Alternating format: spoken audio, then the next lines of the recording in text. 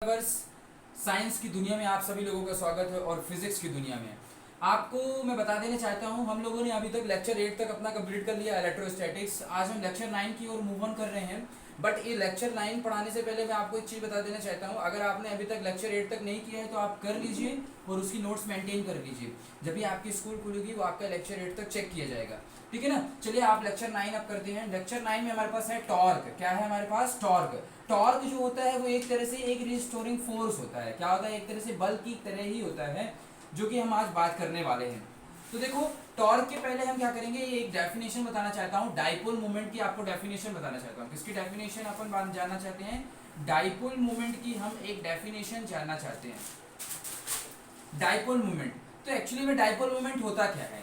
Dipole moment की जो definition होती है वो ये कहती है कि it is equal to the product of one of the charge of dipole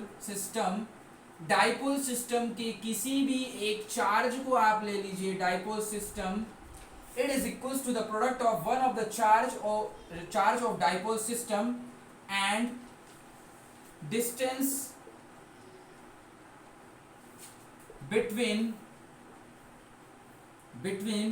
both charges of dipole system, charges of dipole system। रुकिए मैं समझाता हूं, एक मिनट। देखना, हमने क्या बोला है कि it is equals to the product of the magnitude, sorry magnitude लिख लेना, प्रोडक्ट ऑफ द मैग्नीट्यूड, मान लेना होता है अपने को, only magnitude not symbol। तो it is the equals to the product of magnitude of one of the charge of dipole system and distance between both charges of a dipole system। हम जानते हैं कि जो हमारा डाइपोल होता है वो हमारा माइनस क्यू से किधर साइड होता है? बताओ बच्चों, माइनस क्यू से हमेशा प्लस क्यू साइड होता है डाइपोल, जो कि शायद आपने पढ़ा होगा फर्स्ट लेक्चर, सेकेंड या थर्ड लेक्चर में था। जो हमारे पास डाइपोल सिस्टम होता है वो हमेशा कहाँ से कहाँ तक होता है? अगर आपने नहीं पढ़ा है तो आप यहाँ पे पढ़ लीजिए, मैं यहाँ पे पढ़ा रहा हूँ, डिटेल से पढ़ा रहा हूँ। हमारे पास दो चार्जेस हैं। टॉर्क पढ़ाने के लिए पहले मैं डाइपोल मूवमेंट आपको पढ़ा रहा हूँ, ठीक है ना। तो हमारे पास दो चार्जेस होते हैं। जब कभी भी हमें डाइपोल सिस्टम की बात करता है, डाइपोल सिस्टम में क्या होता है? हमारे पास दो चार्जेस होते हैं, एक माइनस क्यू होता है और एक प्लस क्यू होता है। इनके बीच की जो दूरी होती है वो 2l होती है। 2l जो होती है बहुत छोटी दूरी मानी जाती है। यानी कि डाइपोल सिस्टम क्या होता है? टू चार्जेस होते हैं हमारे पास जो कि इक्वल होते हैं, लेकिन उनका सैंबल क्या क्या होता है बताइए? उनका सैंबल अलग अलग होता है और उनके बीच में जो सेपरेशन होती है वो कितनी होती है? हमने मान लिया है 2l होती है, ठीक है ना। तो हमें क्या करना है? डाइपोल मोमेंट को हम डिनोट करते हैं भैया p से डिनोट करेंगे। किससे डिनोट करेंगे? डाइपोल मोमेंट को p से डिनोट करेंगे। तो p की वैल्यू हमने क्या बोली है? Magnitude of one of the charge. किसी भी एक चार्ज का मान लिखना है, किसी भी एक चार्ज का क्या लिखना है? मैग्नीट्यूड लिखना है। तो हमने लिख दिया q, ठीक है ना। हमने क्या लिख दिया? q। और फिर क्या बोला? उनके बीच में डिस्टेंस 2l है। यानी कि हमारे पास डाइपोल मोमेंट जो है उसकी डेफिनेशन के अनुसार हमारे पास ये फॉर्मूला आ गया है, P is equals to Q into 2l। जब भी हम फिजिक्स में फॉर्मूला डिराइव कर रहे होंगे और हमारे पास Q इंटू 2l होगा, वहां पे हम किसकी वैल्यू रख देंगे? P की वैल्यू रख देंगे। समझ में आया कि नहीं आया? डाइपोल मोमेंट क्या होता है एक बार फिर से बताता हूँ। किसी भी दो डाइपोल सिस्टम के किसी भी एक चार्ज का मैग्नीट्यूड ले लीजिए और उनके बीच की जो दूरी है वो ले लीजिए और उनका मल्टीप्लाई कर देंगे तो आपको डाइपोल मोमेंट मिल जाएगा। क्या मिल जाएगा आपको? डाइपोल मोमेंट मिल जाएगा, जैसा कि आप यहाँ पे देख रहे हैं। चलिए, अब डाइपोल मोमेंट तो हमें पता चल गया है। अब हम बात करने वाले हैं टॉर्क की। किसकी बात करने वाले हैं?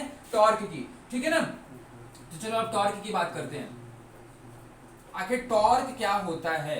ये भी एक इंपॉर्टेंट क्वेश्चन है, एक ये भी आने की, इस क्वेश्चन के भी आने के चांसेस रहते हैं और ये प्रीवियस ईयर में आया भी हुआ है। चलिए, तो टॉर्क को डिफाइन करने के लिए पहले मैं क्या करता हूँ, एक डायग्राम बनाता हूँ।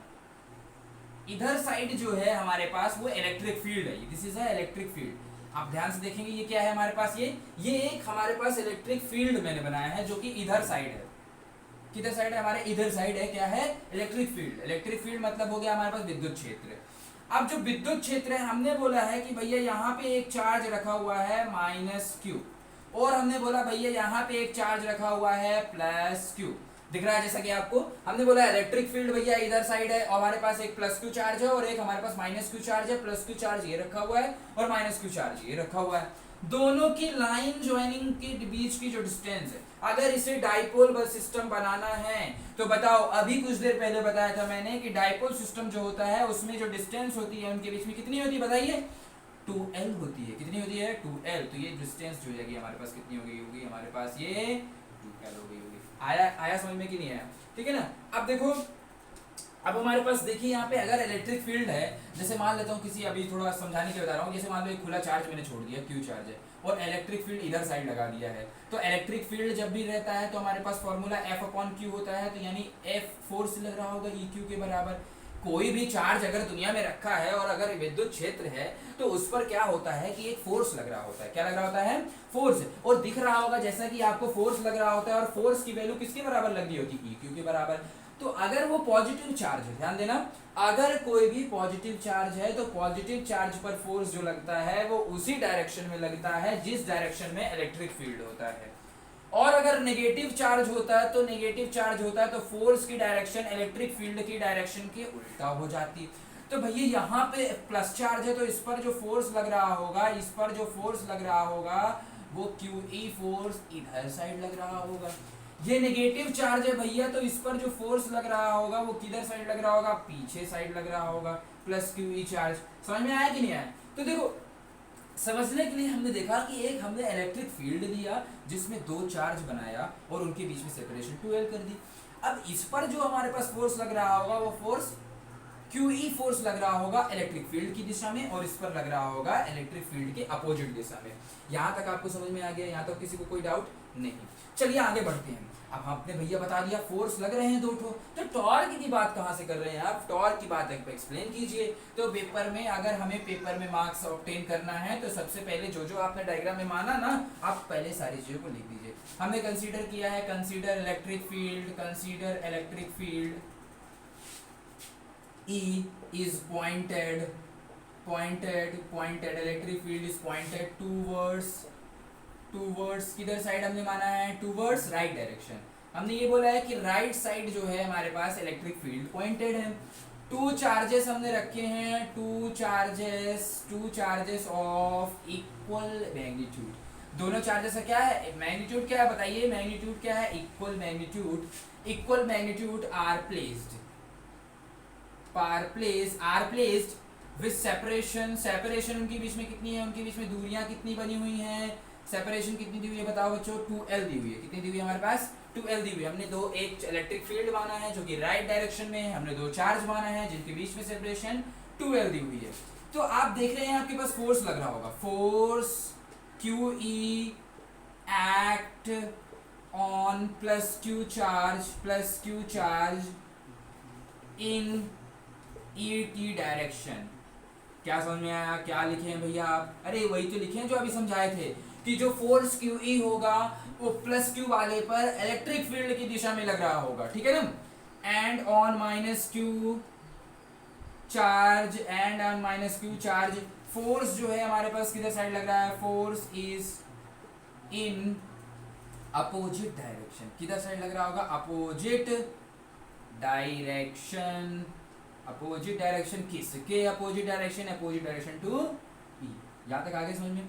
कुछ नहीं किया हूँ, जितनी चीजें अभी बताया था वो सारी चीजें लिख दिया हूँ कि एक इलेक्ट्रिक फील्ड है जो कि हमारे पास राइट साइड पॉइंटेड है, दो चार्ज रखे हैं उनके बीच में सेपरेशन 2L है, प्लस वाले पर QE चार्ज लग रहा है जो कि E की डायरेक्शन में लग रहा है, और माइनस वाले पर QE चार्ज लग रहा है जो कि माइनस वाले पर इलेक्ट्रिक फील्ड के अपोजिट डायरेक्शन में फोर्स लग रहा है। यहाँ तक समझ में आया? यहाँ तक किसी कोई दिक्कत नहीं? तो चलिए आगे बढ़ते हैं। अब ये लिख लेना इसको, ठीक है ना। मैं रेज कर रहा हूँ, पॉज करके वीडियो लिख लेना। चलो आगे बढ़ते हैं अपन। मैं या फिर ये फोटो खींच के भेज दूंगा, ये सब चीज़ होगी, आप इसको लिख सकते हैं, ठीक है ना। चलिए आगे बढ़ते हैं। आपने देखा कि फोर्स तो निकाल लिया भैया, आपने फोर्स बता दिया। अब आप ये बता दीजिए भैया कि अगर हमारे पास दो जने हैं, जैसे मान लो कि जैसे ये दो मार्कर है, ठीक है, समझना ध्यान से। एक मार्कर इधर साइड हो गया, एक मार्कर इधर साइड हो गया, एक मार्कर इधर साइड, एक फोर्स इधर साइड लग रहा है, एक फोर्स इधर साइड लग रहा है। मतलब एक ऐसा, आप ऐसा समझे कि जैसे एक जने थे, दो जने को एक जने इधर साइड से खींच रहे हैं, एक जने इधर साइड से खींच रहे हैं, तो ओवरऑल नेट फोर्स तो हमारे पास जीरो हुआ ना। बोलो, नेट फोर्स तो जीरो हुआ कि नहीं हुआ? इस डायरेक्शन में एक फोर्स लग रहा है, क्यू इस डायरेक्शन में एक फोर्स लग रहा है, नेट फोर्स जीरो हुआ कि नहीं हुआ? राइट साइड और लेफ्ट साइड के फोर्स अगर हमारे पास एक फोर्स इधर लग रहा है और एक फोर्स इधर लग रहा है, इधर इधर के फोर्स आपस एक दूसरे को कैंसिल कर देंगे, क्योंकि हमारे पास नेट फोर्स अपोजिट डायरेक्शन में है और इक्वल है, तो यहाँ पे हमारे पास नेट फोर्स जीरो हो गया भैया। मगर जो इनकी लाइन है ना, एक्शन ऑफ लाइन है ना, इसकी एक्शन ऑफ लाइन ये वाली हो गई, इसकी एक्शन ऑफ लाइन ये वाली हो गई है, तो एक्शन ऑफ लाइन तो भैया अलग अलग है, तो फोर्स भले से जीरो होगा, फोर्स भले से जीरो होगा, लेकिन क्या होता है कि जो डाइपोल सिस्टम होता है, जैसे आप ये देख रहे होंगे, यहाँ पे आप देखेंगे दो मार्कल हैं, इन दोनों के नेट एक का मुंह इधर साइड है, एक का मुंह इधर साइड है, नेट फोर्स तो भले जीरो हुआ, लेकिन ये अपने आप को क्या करेंगे, इलेक्ट्रिक फील्ड की दिशा में घुमाने की कोशिश करेंगे। ऐसे देखना है ध्यान से, इसको मैं एक इस वाले को पकड़ लिया, इस वाले को पकड़ लिया, फोर्स भले से इधर इधर इधर इधर भले नहीं जाएंगे, इधर और इधर मोशन भले नहीं होगा, लेकिन एक्चुअली में इसको जब मैं पकड़ूंगा तो ऐसे घूम सकता है कि नहीं घूम सकता है, इलेक्ट्रिक फील्ड की दिशा में घूमेगा कि नहीं घूमेगा, बोलो ना। ऐसे इसको पकड़ लो, इस वाली लाइन को पकड़ लो और इस वाली लाइन को पकड़ लो, और ऐसे इलेक्ट्रिक फील्ड जिधर साइड है इस लाइन को इसकी डायरेक्शन में लाने की कोशिश करो, इलेक्ट्रिक फील्ड की दिशा में, तो ये ऐसे रोटेट करने की इसकी टेंडेंसी आ गई है, ऐसे रोटेट करने की इसकी टेंडेंसी आ गई है कि नहीं आई, ये बताओ। इसी को बोलते हैं टॉर्क, ठीक है, यही रिस्टेरिंग फोर्स और कपल फोर्स जो होता है उसी को बोलते हैं टॉर्क। तो यहाँ पे लिख दीजिए, the forces are equal and forces are equal, forces जो दिए हुए हैं हमारे पास वो इक्वल हैं, equal and opposite, so net force जो होगा हमारे पास, नेट फोर्स जो होगा is zero, net force is zero, net force तो जीरो हो गया है इस डायरेक्शन में, बट लेकिन ध्यान देना, लेकिन line of action is not same, मतलब कि फोर्स की लगने की जो डायरेक्शन है, लाइन है, वो सेम नहीं है, line of action is not same, नहीं है सेम, तो क्या होगा, so our restoring force, restoring couple force जो होगा, कपल फोर्स इज जनरेटेड, ठीक है ना, समझ गए। एक रीस्टोरिंग कपल फोर्स जनरेट हो जाएगा, उसी रीस्टोरिंग कपल फोर्स को अपन क्या बोलेंगे, टॉर्क बोलेंगे। A restoring couple force is generated called torque. क्या कहलाएगा वो, बोलो क्या कहलाएगा, टॉर्क कहलाएगा कि नहीं कहलाएगा, समझ में आया कि नहीं आया। फोर्स तो अपोजिट है और इक्वल है, इसलिए जीरो हो गया है, बट क्या होगा, हमारे पास एक रीस्टोरिंग कपल फोर्स लग रहा होगा जो कि इसे घुमाने की कोशिश कर रहा होगा, इसी को हम बोलेंगे टॉर्क। और वो टॉर्क जो होगा वो इलेक्ट्रिक फील्ड की दिशा में डाइपोल को लाने की कोशिश कर रहा होगा। चलिए टॉर्क का फॉर्मूला लिखते हैं। टॉर्क जो होता है उसका फॉर्मूला होता है हमारे पास F इनटू उसके बीच में F क्रॉस R परपेंडिकुलर, ठीक है, F क्रॉस R होता है। क्या होता है हमारे पास, F क्रॉस R होता है। क्या होता है, F cross R। F is the force and R जो होता है ना, उन दोनों के बीच में लगने वाला परपेंडिकुलर डिस्टेंस होता है। क्या होता है, क्या होता है बताओ, उन दोनों के बीच में लगने वाला क्या होता है हमारे पास, परपेंडिकुलर डिस्टेंस होता है। हमारे पास F क्रॉस R होता है, जिसमें से हमारे पास क्या होता है, जो हमारे पास R है वो क्या दिया हुआ है हमारे पास, it is the perpendicular distance between them. अगर आप क्रॉस को खोलते हैं तो आपके पास ये बताओ क्या आ जाएगा, net torque is equal to क्या आता है। अगर आप इसको खोलते हो तो A क्रॉस B का फॉर्मूला क्या आता है हमारे पास, A क्रॉस B का फॉर्मूला आता है A क्रॉस B का फॉर्मूला बताओ, ए आर साइन थीटा आया था कि नहीं आया था। उसी तरह हमारे पास एफ क्रॉस आर का फॉर्मूला क्या आ गया हमारे पास, एफ आर साइन थीटा। अच्छा बच्चों, आर साइन थीटा क्या है, आर साइन थीटा क्या है बताना जरा, आर साइन थीटा क्या है इस डायग्राम से। आर क्या है, आर जो है वो डिस्टेंस है, सॉरी इसे डिस्टेंस बोल देना आप, distance, it is a distance, it is a distance, ठीक है ना, ये डिस्टेंस है। तो आर जो है हमारे पास वो क्या है, हमारे पास 2l डिस्टेंस है उनके बीच में। कितनी डिस्टेंस है, 2l डिस्टेंस है। तो f into 2l sine theta. और अगर आप इसको ऐसे लिखना चाहते हो, टॉर्क जो है f तो लिख दिया आपने f, और जो 2l साइन थीटा है ना, 2l sine theta, 2l sine theta, इसको अगर आप क्या करते हो, एक चीज बना कर लिखते हो। देखो ना, ये 2l है इधर साइड, अगर ये थीटा एंगल है, यहाँ पे 11th क्लास में पढ़ाया था मैं, ध्यान देना। अगर आपको ये चीज नहीं आता तो आप एक बार फिर से देख सकते हैं। अगर यहाँ पे थीटा है हमारे पास, और अगर यहाँ पे हमारे पास कुछ l दिया हुआ है, तो ये कहलाता है l cos थीटा, और ये वाला कहलाता है l sin थीटा। ये मैं आपको 11th क्लास में पढ़ाया था कि अगर ये l है तो ये l cos थीटा कहलाएगा, और ये l sin थीटा कहलाएगा। सिमिलरली अगर ये 2l है तो ये 2l cos थीटा कहलाएगा, और ये वाला जो डिस्टेंस होगी वो वाली हमारे पास क्या कहलाएगी, 2l साइन थीटा। यानी बच्चों इसमें हमने ये किया है, टॉर्क निकालने के लिए हमने क्या किया है, फोर्स की वैल्यू लिखी है और उन दोनों के बीच में जिस इस लाइन और इस लाइन के बीच में परपेंडिकुलर डिस्टेंस निकाल लिया हूं, क्या 2l sin थीटा। तो ये f की वैल्यू हमारे पास 2e हो गई है और ये 2l हो गया है और ये हमारे पास sin थीटा हो जाएगा। और ये तो यहाँ तक आ गया समझ में कि नहीं आया? क्या किया हूं, ये परपेंडिकुलर डिस्टेंस लिखी हुई है। परपेंडिकुलर डिस्टेंस कैसे, ये 2l है तो ये 2l cos थीटा होगा, तो ये 2l sin थीटा होगा। ये तो आपके समझ में आ गया होगा। अच्छा एक चीज और, अभी आपने क्या पढ़ा था, डाइपोल मोमेंट P बराबर क्या पढ़ा था, Q इंटू 2l। हमने बोला था जब भी हमें कहीं लास्ट में ये मिलेगा तो हम इसको एलिमिनेट कर देंगे, तो जैसा कि आप हमने बोला था वैसा हमने एलिमिनेट कर दिया। Q इंटू 2l की जगह क्या लिख देते हैं, P लिख देते हैं। तो ये क्या बन गया हमारे पास, PE sin थीटा। क्या बन गया, PE sin थीटा। क्या बन गया हमारे पास, PE sin थीटा। तो ये हमारे पास एक फॉर्मूला आ चुका है PE sin थीटा, टॉर्क का फॉर्मूला आ चुका है PE sin थीटा। यहां तक लिख लिए ना, चलो मैं इरेज करता हूं, ठीक है ना। तो बोलो ना क्या फॉर्मूला है, कुछ तो कहो। टॉर्क का फॉर्मूला क्या है हमारे पास, PE sin थीटा। इसे रट लो, आपके ऑब्जेक्टिव में पूछा जाएगा। टॉर्क का फॉर्मूला क्या है हमारे पास, PE sin थीटा। P की वैल्यू बताओ यहां से क्या होती है, Q इंटू 2l, ठीक है ना। P की वैल्यू क्या होती है बताओ, Q इंटू 2l। अच्छा